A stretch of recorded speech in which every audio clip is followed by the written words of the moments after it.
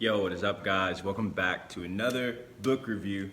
Today we're going to be talking about Bitcoin Billionaires by Ben Mezrich.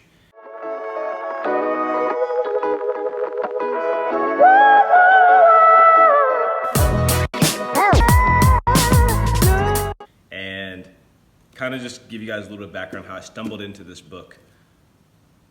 I was walking through Barnes and Noble, right? And I go to the business section. I like to frequent there. I saw this book a number of times before I finally decided to pick it up, right? And I was just like, I remember the first time I saw it, I kind of thought that the title was like kind of gimmicky or like, I don't know, very like get rich quick type of vibe to it. And so I paid it absolutely no mind, right? Like I really much try to stay away from hype as much as possible. And so I didn't think too much of it. And then one day I was on Twitter and I saw Tyler or Cameron, I don't remember, one of the Winklvi twins tweeting about this book. And he was like, send a photo of you with this book and like wherever your location is. And I started seeing like a bunch of really sick photos of people reading this book. And then something that came across my timeline was one of my favorite artists is a Bitcoin sort of cryptocurrency artist named Jossie. And she had done some augmented reality artwork to be like layered on top of the cover of this book. And I was like, whoa, hold on. Like my favorite artist is like involved with this book, right? And so now my interest is piqued. And so the next time I was in Barnes and Noble, I was like, all right, let me see what this book's all about. And I pick it up and I read through the little summary and I realized that it's a biography on the Winklvi twins. And for those of you, everyone who's in the Bitcoin space knows Tyler and Cameron, right? These guys, they run Gemini. They're big investors in the space. They've been advocates for a very long time. They do a lot of really good work in the state of New York and just across the globe, but particularly in New York. And I think most people around the world are probably actually familiar with Tyler and Cameron, not only for their athleticism. They were, I think, U.S. Olympian rowers. But also because of their role in the social network, the movie about Facebook and Mark Zuckerberg and his sort of story from Harvard to massive internet giant, right? And I remember when I saw that movie, man, I had to be like a sophomore or junior in high school when it came out. And I do remember specifically thinking that like, man, Tyler and Cameron got the short end of this stick, right? Because their narrative got completely stolen from them. And they were depicted in this way in this movie that like, who knows if it was true or not, right? That was just what I remember thinking. I was like, man, they got shafted.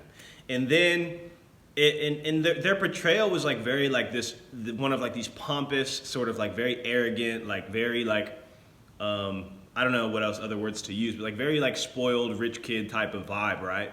Very privileged, that's the word, and kind of discredited them to a large degree. And I thought that was very unfair. And so when I got the opportunity to, I like biographies about entrepreneurs and investors. I like that type of stuff. I like reading about that. You can see that from a lot of my videos. And so I was like, all right, Bitcoin, entrepreneurship, investing, like sold, right? I'll buy the book. So I bought it. And I read it, and I'm really happy that I did. And I think that this video needs to be made because I don't think anyone has anything like this on YouTube talking about this book. Tyler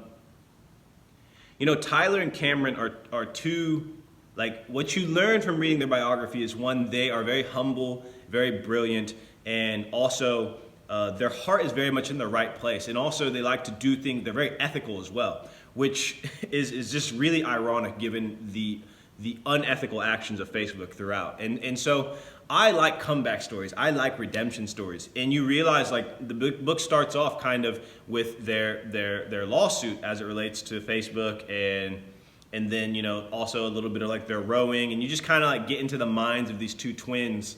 And the author, Ben Mezrich, he does a phenomenal job of taking like a story that's happened in the past tense and making it like really digestible, really entertaining, like really engaging, like very tangible, and like not only just taking their narrative and their story, but also weaving in the historical events. So like he as an author, in my mind, is super, super brilliant. And so I'm excited to maybe even read some of his work later on. But I do really want to focus on Tyler and Cameron for this video. and just talk about like, these were guys who were at Bitcoin in the very early stages. And they really had the foresight and the vision to see what this could potentially be. I got a couple of quotes that I have pegged. This is the first one I'm going to read. It's very small. And it says, regarding to Tyler and Cameron, they had come to the conclusion that either this Bitcoin was complete bullshit or it was a really big deal. A new currency seemingly invented out of thin air. Bitcoin was either worth nothing or it was going to one day be insanely valuable. And this was like circa 2011, 10. I actually don't know but like very, very early days, right? And so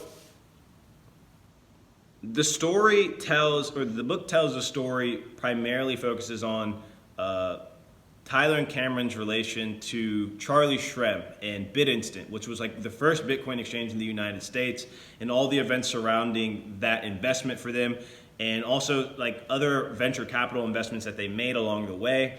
Super, super entertaining. You like get to meet characters like Eric Voorhees, Roger Ver, and like some of these big name, early stage Bitcoiners, OG Bitcoiners, and just kind of seeing the dynamics and reading about the dynamics is super, super interesting. I think there's a couple. My favorite part of the book is chapter 11. It's called The Reverse Heist, right? And it talks about how they reverse engineered sort of their security. People who are in Bitcoin know like your private key is the most important thing, and like being able to secure your private key is super, super critical. And these dudes were buying Bitcoin like super early on.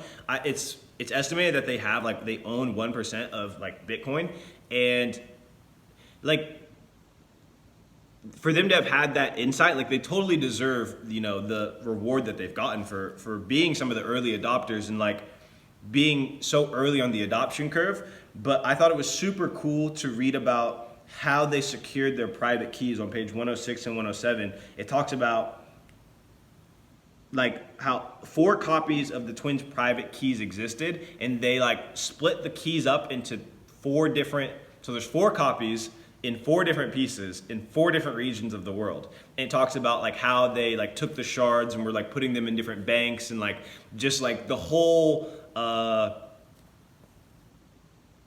process that they went through. And I was thinking like how freaking cool it would be to have a twin that you could actually like share your private key with, because when it comes to your private key, like for the most part, you really can't trust anyone. But for you to be able to have a twin and like someone who's like, you guys are in this together, that's a super cool dynamic. And they're like really lucky to have each other and to be able to do that. And it made me wish that I had a twin. But this video is getting kind of long, so I'm gonna end it on one of the things that I think is towards the end of the book. And I'm gonna read this last paragraph. They had been taught by their parents to never stop fighting. It didn't matter how many times life knocked you down. All that mattered was that you got back up. Anyone who had lost a sibling knew something about resilience. Despite their appearance, despite what people thought about their privileged background, time and again they had been knocked down. Life hadn't always been easy, but they still believed in general fairness of people. They had experienced other lessons in the wider world. They knew it wasn't the event that was the defining moment, it was how you handled the aftermath. And I think that that's like probably the best way, that's the best pitch for this book. And you as you read, you really realize that these are like 2 really cool dudes, really humble guys, fighters, like resilient, and we're really like privileged to have them in the Bitcoin space for all they've done. So Tyler and Cameron, if you ever watch this, doubt it, thank you for what you've done. Hope like one day I get to meet you guys in person and have you sign this book. That would be super dope. Yeah, see you guys in the next video. Peace.